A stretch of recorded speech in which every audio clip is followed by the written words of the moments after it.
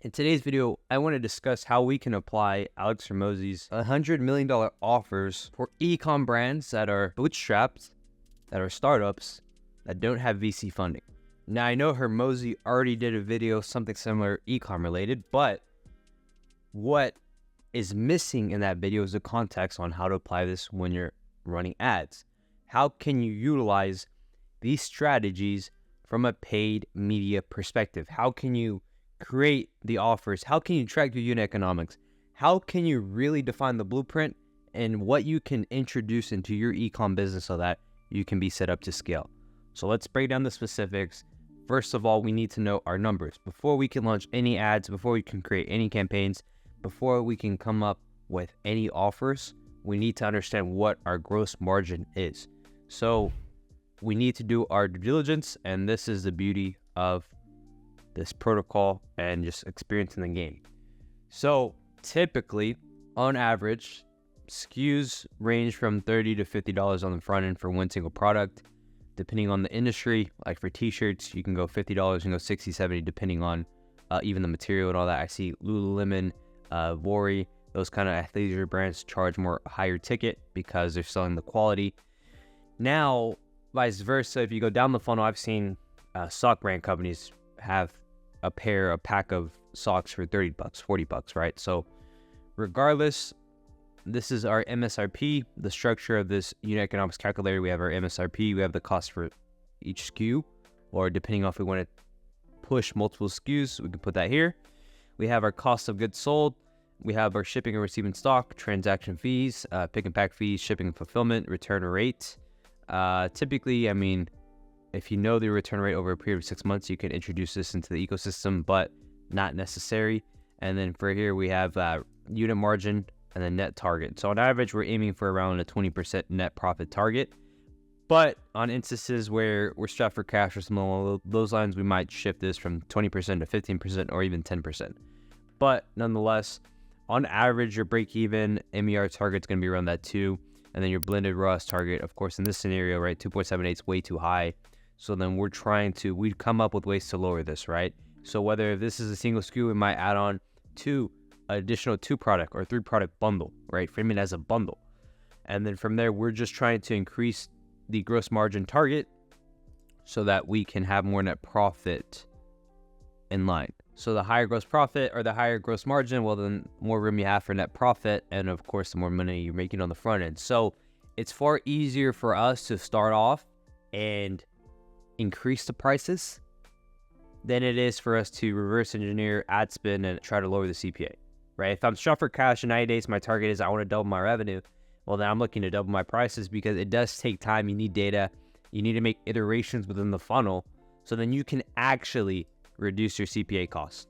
But what is the purpose of why should we know our numbers? Why is that important? Well, if we don't know our numbers, we don't understand what our break-even target is. We don't understand what our goals are. We can't reverse engineer the numbers. Now, when I understand, let's say, for example's sake, let's say I created 2-product SKUs. I had a bundle and my retail price was $80. Cost of goods went up to $10. Let's say shipping, receive, stock stays the same. Cool. By just adding on another product, let's say my break-even ROAS target's a 1.9. My blended CAC target's a $42 acquisition. I need to get an acquisition at $42 for an $80 AOV product, which is more reasonable. Now, when I understand that and I have bundles together, why should we create bundles? Why is it important? Why are brands moving away from just pushing one single SKU? Well, back in the day, you could get away with one single SKU. You could get away with getting a customer at net loss or getting a customer at break even because the CPA on that transaction at a point in time was cheaper than what we're currently seeing in today's market and today's economy, right? Inflation's up. The cost to borrow money, the consumer demand is going down. So therefore, the cost to acquire attention, depending on different industries, may fluctuate. But regardless, we can combat that by raising the perceived value of a product in a market. And we do this by crafting irresistible no-brainer offers. Now, what Hormozi did in his video was he coupled, okay, here's a product, we can combine these 2 SKUs, here's an idea of how would integrate a specific Grand Slam offer, right? Now, with e-commerce, you have more of a luxury, especially in online retail, where depending on your objective, our goal is always we want to acquire first order profit.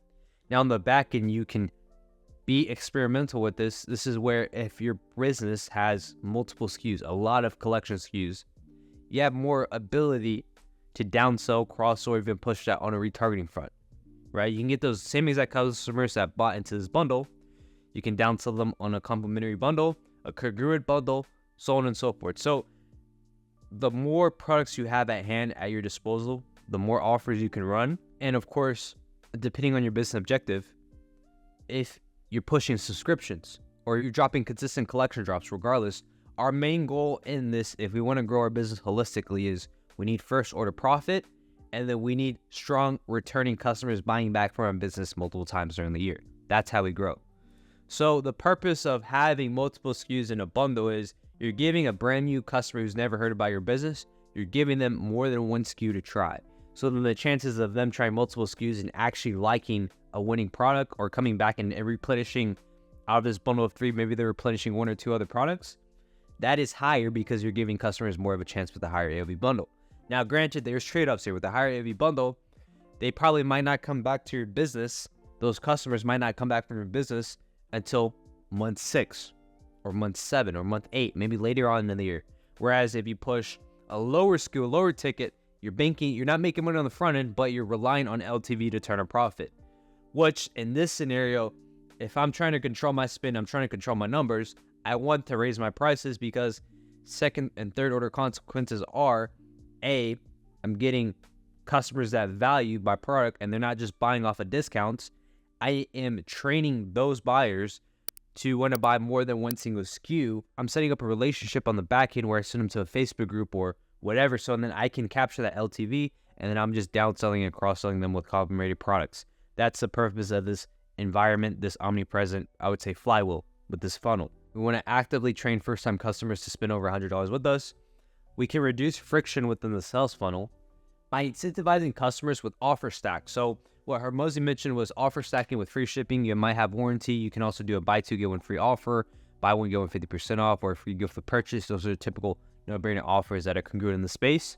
You have profitable unit economics, and then you attract higher value customers who spend more money and raise overall LTV.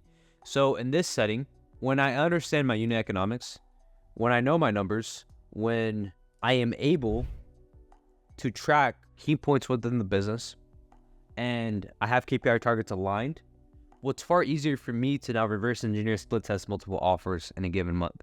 Because in e-commerce, you are only winning when you're testing. The moment you stop testing, you're kind of relying on the algorithm, right? We want to hedge our bets. We want to decrease some amount of risk on these platforms. Reason why we diversify across multiple platforms. Reason why we set up multiple campaigns within an ad platform so that we're just not relying on one single campaign in case it crashes and burns. We follow the philosophy of horizontal scaling. Same process can be applied to when you have a winning product.